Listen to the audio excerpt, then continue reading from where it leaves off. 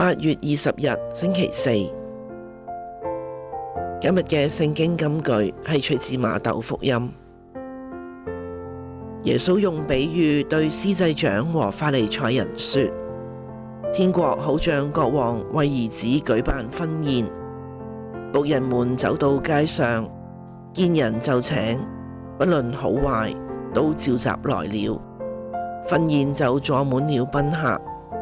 要知道，受召請的人多，但被選上的人少。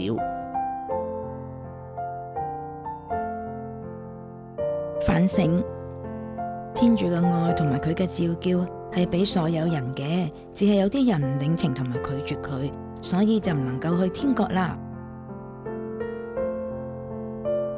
我哋諗一諗，點解耶穌話受召請嘅人多，但被選上的人少呢？分享一下你嘅理解。